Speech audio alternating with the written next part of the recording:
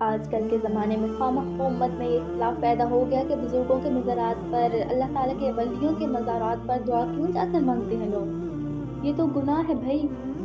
بھلا مزار پہ جا کے دعا مانگنے سے بھی دعا قبول ہوتی ہے؟ کیا مزار والے عطا فرمائیں گے؟ تو آج انہی سوالات کے جواب میں آپ کو دوں گی قرآن پاک کے ذریعے۔ السلام علیکم رحمۃ اللہ وبرکاتہ۔ آپ دیکھ رہے ہیں اسلامک کوسٹی اور میں ہوں کوثر۔ قرآن کریم میں اللہ تعالیٰ نے حضرت مریم علیہ السلام کا ذکر فرمایا کہ آپ علیہ السلام کی والدہ حضرت حنہ علیہ السلام کی اولاد نہیں ہوتی تھی۔ ان کے والد کا نام عمران علیہ السلام تھا۔ یہ سخت پریشان تھے، وقت گزر رہا تھا، یہ لوگ صبر کے ساتھ میں، شکر گزاری کے ساتھ میں اپنی زندگی گزار رہے تھے۔ ایک دن دوپہر کے وقت گھر کے صحن میں درخت کے نیچے چارپائی ڈالے حضرت حنہ علیہ السلام آرام فرمانے لگی تو انہوں نے ایک خوبصورت منظر دیکھا۔ کیا دیکھتی ہیں کہ درخت کے اوپر گھونسلہ تھا اور اس میں چڑیا نے بچے دیے ہوئے تھے۔ چڑیا اڑ کے جاتی، کہیں سے دانہ لے کر آتی تو بچہ چونچ کھولتا اور چڑیا اس کے منہ میں دانہ ڈالتی۔ ویسے تو حضرت حنہ علیہ السلام صبر اور شکر سے زندگی بسر کر رہی تھی، لیکن یہ منظر دیکھ کر دل چوٹ کھا گیا تو عرض کی مالک، تو نے پرندوں کو بھی اولادیں عطا فرمائی ہیں اور وہ ان سے اتنا پیار کرتے ہیں، تو اگر تو اپنی اس بندی کو اولاد عطا کر دے تو میں اسے تیرے گھر کے لیے وقف کر دوں گی۔ اس وقت ہوتا یہ تھا کہ اگر کوئی منت مانگتا اور اللہ تعالیٰ اس کو بیٹا عطا فرماتے تو وہ اسے بیت المقدس کے لیے وقف کر دیتے۔ حجرات کے بارے میں بتاؤں تو بیت المقدس کے ارد گرد تقریباً 300 حجرات تھے جن میں اس طرح کے منت والے بچے رہتے تھے۔ جس کو اولاد نہیں ہوتی تھی وہ منت مانگ لیتا اور پہلا بچہ وہاں مجاوری کے لیے پیش کر دیتا۔ تو حضرت حنہ نے بھی منت مانگ لی۔ اچھا پھر ہوا یہ کہ حضرت حنہ علیہ السلام کی دعا اللہ تعالیٰ نے قبول فرمائی اور اللہ تعالیٰ نے انہیں بیٹی عطا فرمائی۔ ہوتا تو یہ تھا کہ جو منت مانگتا اسے بیٹا ملتا اور پہلا بیٹا وہ بیت المقدس کی خدمت کے لیے وقف کر دیتے تھے۔ بیٹی پیدا ہونے کا یہ پہلا واقعہ ہوا تو حضرت حنہ علیہ السلام زوجہ حضرت عمران علیہ السلام سخت پریشان ہو گئی۔ یہ وہی حضرت عمران علیہ السلام ہے کہ جن کے نام سے قرآن کریم میں سورہ آل عمران ہے۔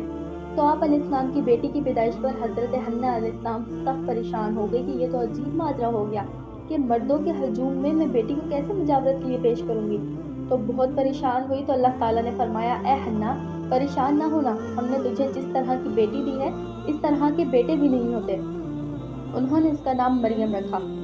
یہاں تک جو بات بتائی میں نے آپ کو، اب آپ کو بتاتی ہوں قرآن پاک میں کیا ارشاد ہے۔ اللہ تعالیٰ فرماتے ہیں، اِذ قالت امرأۃ عمران ربی انی نذرت لک ما فی بطنی محررا فتقبل منی انک انت السمیع العلیم۔ جب عمران کی بیوی نے کہا کہ اے میرے رب، میرے پیٹ میں جو کچھ ہے میں اسے تیری نظر کرتی ہوں، تو میری طرف سے قبول فرما، یقیناً تو خوب سننے والا اور پوری طرح جاننے والا ہے۔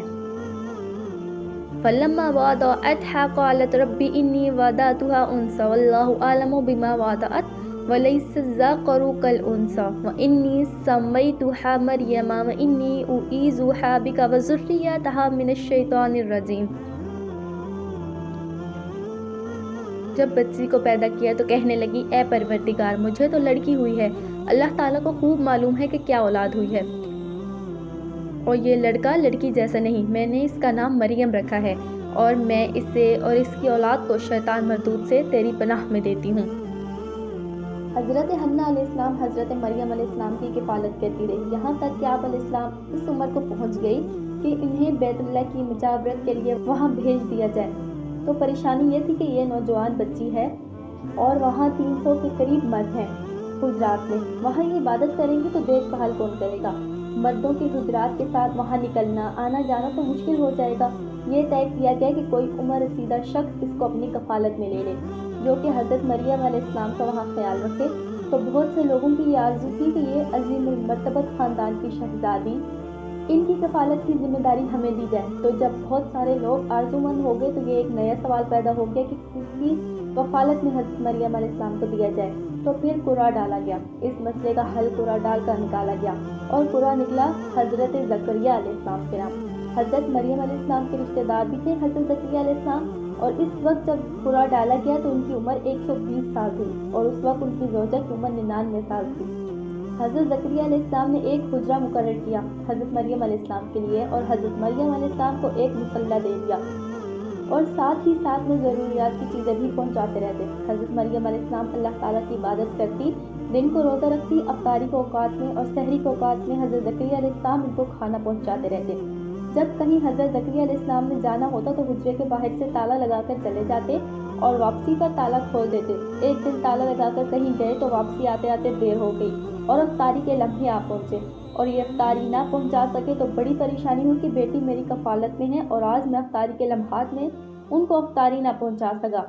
خیر جلدی تیزی سے آئے، دروازہ کھولا تو کیا دیکھتے ہیں، وجد عندہ رزقا، دیکھا ان کے پاس بے موسمی پھل پڑے ہوئے ہیں۔ حیرت زدہ ہو گئے، حیران ہو گئے حضرت زکریا علیہ السلام کے باہر سے اندر کوئی جا نہیں سکتا، باہر سے تالا لگا ہوا ہے، اندر سے بھی کوئی نہیں آ سکتا، یہ تو حیرت ہی ہے، ساتھ میں حیرت اس بات کی بھی ہے کہ پھل بے موسمی ہے۔ تو بڑی حیرت سے پوچھا، یا مریم انا لکی ھذا، اے مریم یہ پھل کہاں سے آئے ہیں؟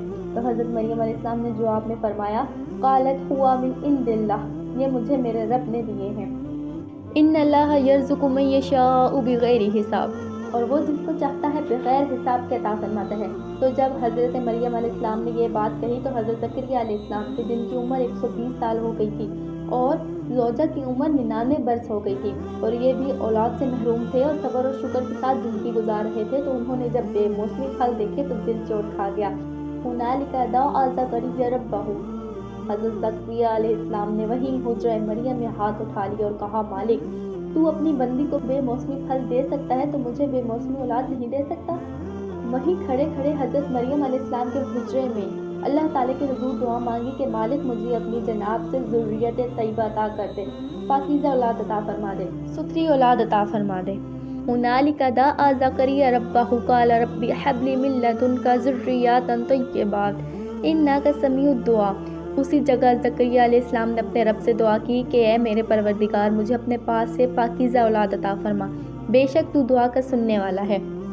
پھر اس وقت یہ وحی نہیں آئی کہ اے نبی تو یہاں دعا کیوں مانگ رہا ہے، صحن حرم میں آ، بیت المقدس میں آ، وہاں دعا مانگ، وہاں عطا فرمائیں گے، یہاں کیوں مانگ رہا ہے؟ لیکن نہیں، علیہ السلام پر یہ وحی نہیں آئی۔ اللہ تعالیٰ قرآن پاک میں فرماتا ہے، فنادتہ الملائکہ، فرشتوں نے آ کر ندا دی، وَهُوَ قَائِمٌ يُصَلِّي فِي الْمِحْرَابِ، جب وہ حجرے میں کھڑے نماز پڑھ رہے تھے تو فرشتوں نے آ کر کہا، ان اللہ یبشرک بیحییٰ، زکریا تمہیں مبارک ہو، ہم تمہیں یحییٰ کی بشارت دینے آئے ہیں۔ تو بے موسم پھلوں کا وہاں موجود ہونا یہ کرامت حضرت مریم علیہ السلام ہے کہ جس کا ذکر اللہ تعالیٰ نے قرآن کریم میں کیا ہے۔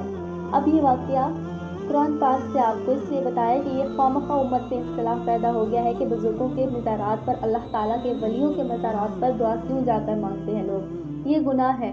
تو بھائی یہ مسئلہ نہیں ہے ان سے مانگا جاتا ہے، مسئلہ یہ ہے کہ جہاں اللہ تعالیٰ کے محبوب بندے ہوتے ہیں وہاں اللہ تعالیٰ کی رحمتیں ہی رحمتیں ہوتی ہیں۔ جیسے کہ میں نے آپ کو پہلے بتایا کہ جب حضرت زکریا علیہ السلام نے اپنی آنکھوں سے اس کا مشاہدہ کیا، اللہ کی رحمت کا مشاہدہ کیا، تو حضرت زکریا علیہ السلام باوجود اس کے کہ وہ نبی ہیں اور حضرت مریم سلام اللہ علیہ باوجود اس کے کہ ولیاں ہیں، لیکن حضرت زکریا علیہ السلام نے وہی دعا مانگی۔ تو اس سے ہمارے لیے سبق یہی ہے کہ جہاں اللہ تعالیٰ کی رحمتیں برس رہی ہوں وہاں دعا مانگ لینی چاہیے۔